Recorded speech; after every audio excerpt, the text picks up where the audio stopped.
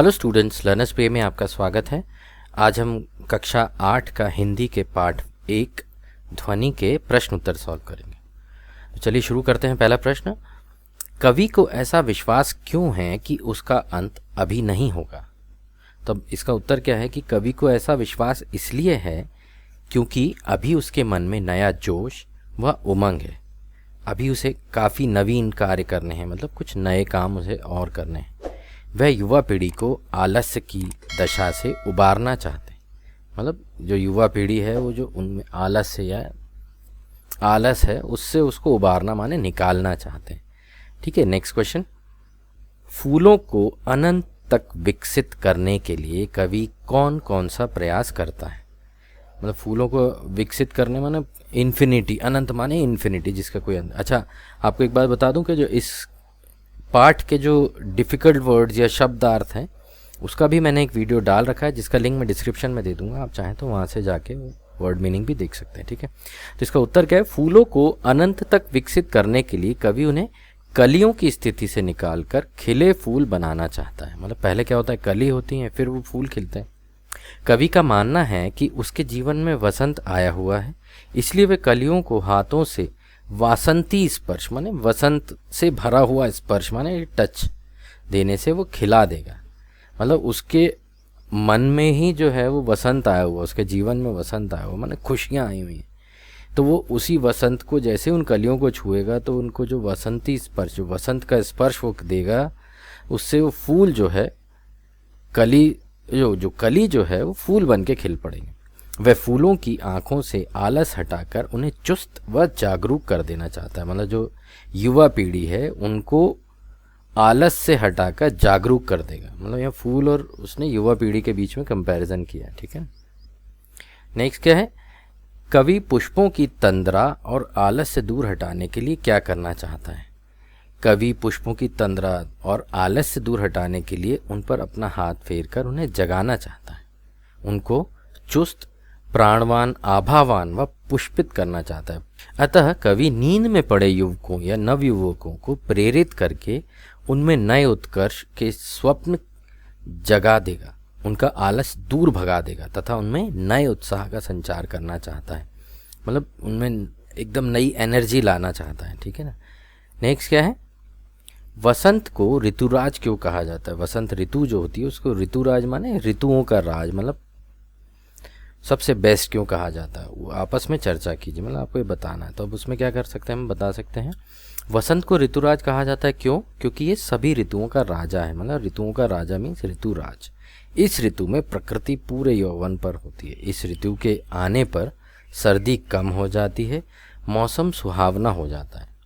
सर्दी भी नहीं रहती है और मौसम सुहावना हो जाता है। इस समय पंच तत्व अपना प्रकोप छोड़कर सुहावने रूप में प्रकट होते हैं।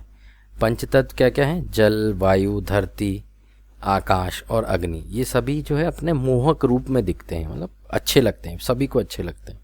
नहीं तो गर्मियों में आपने देखा होगा कि गर्मी जब पड़ती है तब किसी को पसंद नहीं आती होगी, कोई मोहक रूप नहीं दिखता उस सूर्य का, है ना। पेड़ों में नए पत्ते आने लगते हैं, आम बोरों से लद जाते हैं। बोर माने जो बोर होते हैं ना, फल से पहले, आम में जब फल आते हैं उससे पहले जो है बोर आती हैं। और खेत सरसों के फूलों से भरे पीले दिखाई देते हैं। सरसों के पीले फूल ऋतुराज के आगमन की घोषणा करते हैं। मतलब जो सरसों के फूल तब उगते हैं जब ऋतु जो है वसंत ऋतु जो है आ जाती है, तब उसकी घोषणा एक तरह से हो जाती है, डिक्लेरेशन हो जाता है कि भाई अब बसंत आ गया है।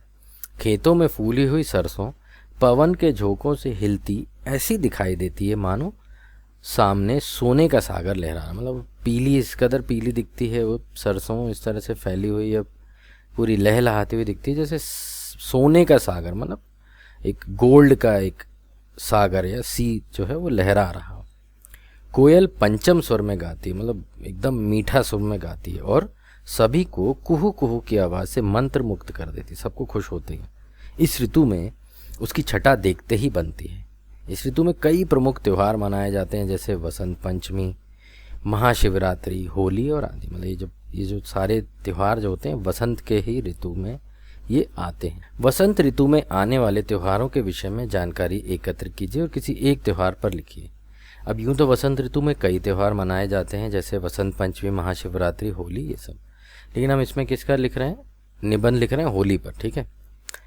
तो इसका निबंध इस तरह से आप देखें, हमारा देश भारत विश्व का अकेला एवं ऐसा अनूठा देश है जहाँ पूरे साल कोई ना कोई त्यौहार मनाया जाता है। आपको ही पता होगा कि जनवरी में कोई फेस्टिवल, फरवरी, ये पूरे साल भर कोई ना कोई फेस्टिवल आते रहते हैं हमारे इंडिया में। रंगों का त्यौहार होली हिंदुओं का प्रसिद्ध त्यौहार है जो फागुन मास की पूर्णिमा को मनाया जाता है। होली का मनाया जाता है, पूर्णिमा के दिन मनाया जाता है, ठीक है ना।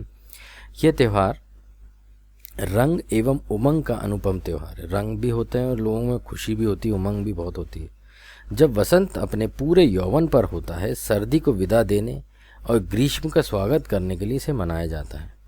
संस्कृत साहित्य में इस त्यौहार को मदनोत्सव भी कहा जाता है। होली के संबंध में एक पौराणिक कथा प्रचलित है कि भगवान विष्णु के परम भक्त प्रहलाद को अग्नि में जलाने के प्रयास में उसकी बुआ होलिका अग्नि में जलकर स्वाहा हो गई, मतलब जल गई। इसी घटना को याद कर प्रतिवर्ष होली का दहन किया जाता है। दूसरे दिन फाग खेला जाता है, मतलब जिसको हम बोलते हैं ना, हम रंग खेलते हैं होली के दिन, वो फाग कहलाता है। इस दिन छोटे बड़े, अमीर गरीब आदि का भेदभाव मिट जाता है।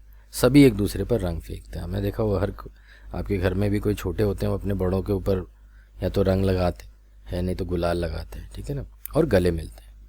चारों ओर मस्ती, आनंद और उल्लास का समय बन जाता है। ढोल पर थिरकते, मंजीरों की ताल पर झूमते नाचते लोग आपसी भेदभाव बुलाकर अपने शत्रु को भी गले लगा लेते हैं। परंतु कुछ लोग अशोभनीय व्यवहार कर इस त्यौहार की पवित्रता को नष्ट कर देते हैं। कुछ लोग करते हैं, गंदगी मचाते हैं, है ना, ये कीचड़ से खेल रहे हैं या कुछ तो भी।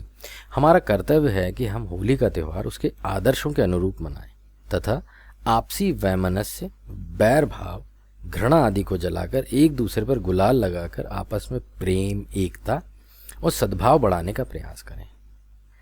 होली के अवसर पर आइए हम एक दूसरे को गुलाल लगाएं और अपने सब भेदभाव भुलाकर प्रेम और सद्भाव बढ़ाएं।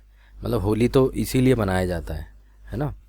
तो बच्चों, ये था पाठ 1 ध्वनि के प्रश्न उत्तर, ठीक है। मैंने जैसा आपको बताया कि इसके शब्दार्थ जो हैं वो मैं ऑलरेडी उसका वीडियो एक बना के डाल चुका हूँ, जिसकी लिंक मैं आपको डिस्क्रिप्शन में दे दूँगा। तो उम्मीद है आपको ये प्रश्न उत्तर समझ में आएंगे, आप इसको अच्छे से प्रिपेयर कीजिए। अब मैं आपसे मिलूँगा अगले वीडियो में, तब तक bye bye and take care.